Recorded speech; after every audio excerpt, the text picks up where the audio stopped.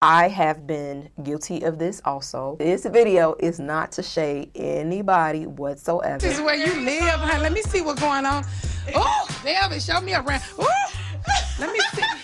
I was shocked, honey. I was in tears almost. And they had the white refrigerator. I was like, Hey guys, and welcome back to Waynaworld. Now today's video is going to be a part 2 of why your home looks cheap and a mess. I know you guys seem to love the first one, so I figured I'd do a second one because I still have more suggestions and opinions about what makes a space look cheap and a mess. So again, y'all kept it cute last time. Keep that same energy. This is not the gospel. These are just my opinions. I've been guilty of almost everything that I'm talking about. And so that's why I feel like I'm qualified to speak about it, okay? All right, so I'm gonna jump right into this video. And if you're new here, hi, my name is Wayna. What's your name? Let me know in the comment section down below. This channel is mainly about interior design. I talk about a lot of rental-friendly interior design because I am a renter right now, but I don't believe in living in an apartment, you know, and not making it your best life because we're gonna be chic all the time while I'm renting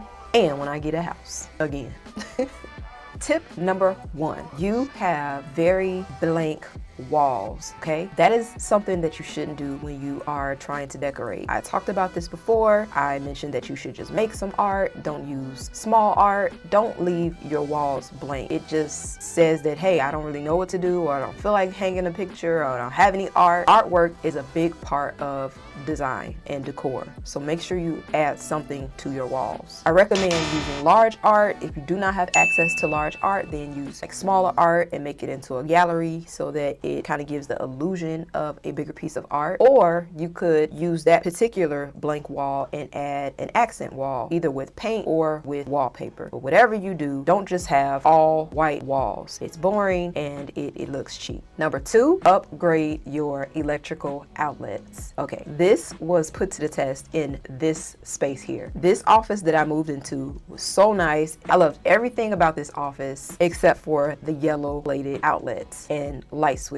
It just looked like somebody had been smoking 100 packs of cigarettes in this space. So what I did was I went to Amazon and I purchased a few hardware pieces to cover up the outlets, and now everything is white. It matches the wall and it looks much better, okay? It just does. So upgrade your electrical outlets and covers to make sure that you have a seamless look and nothing looks outdated. Oh, this next one is really, really good. I have been guilty of this also, but again, that was back in the day when I was being cheap about decorating and not really, you know, making it a part of who I am. Do not store things in plastic drawers, especially in your living room or bedroom. Don't do it, okay? I know that it seems so tempting. They sell them at Target, they sell them at Walmart. It seems like a really quick, easy fix. Don't do it. Those things are cheap. They're bad on the environment. It's all of that plastic. You could find something a lot nicer online. Not to mention, I always talk about clutter and getting clutter out of the way. When you have those plastic bins, you can still see all the junk that's in it. They are just,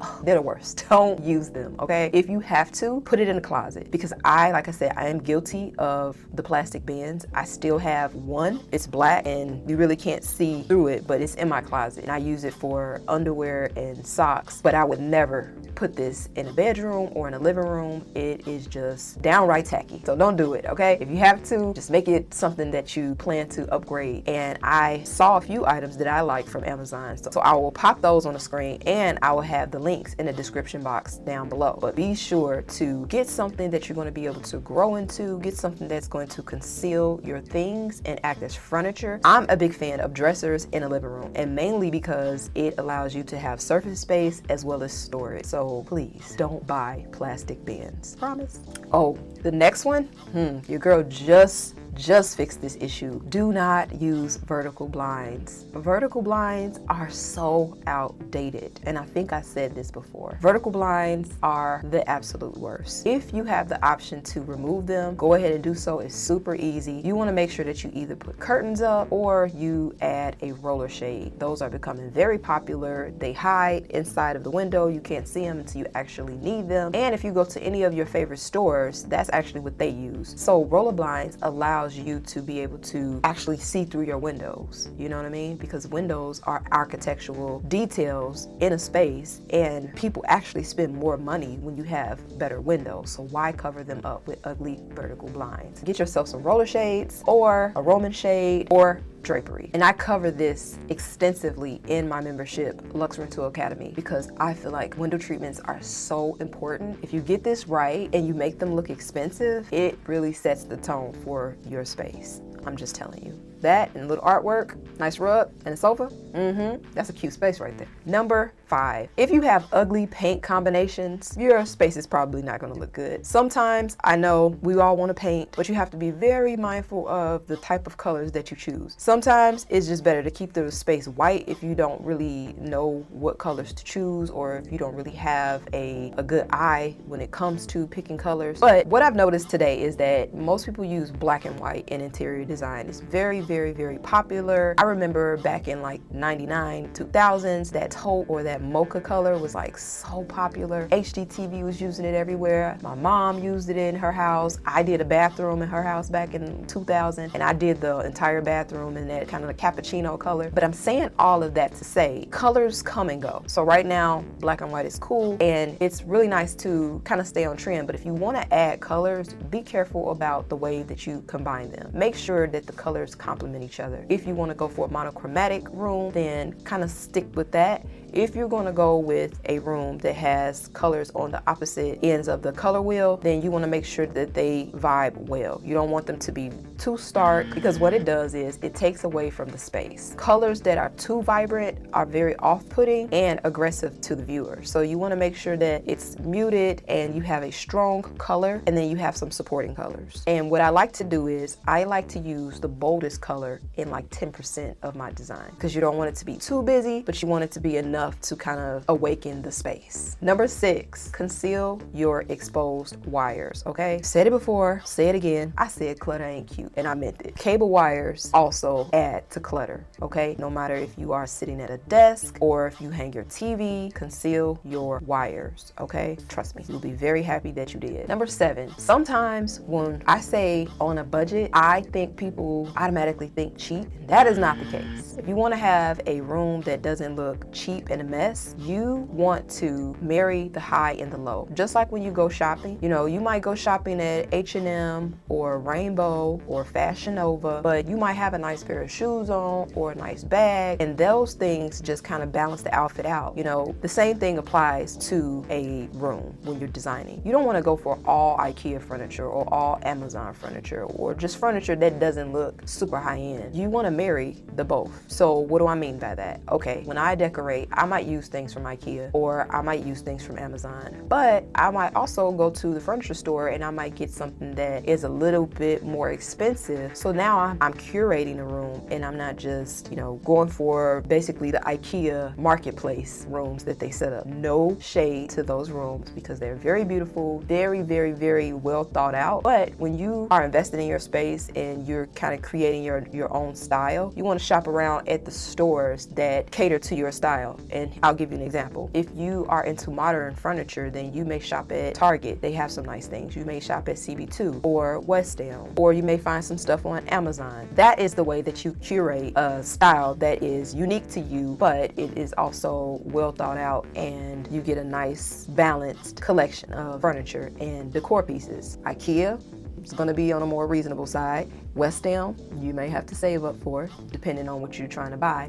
But again, when you marry all of these things, it just comes out so beautiful. Trust me, that is my secret.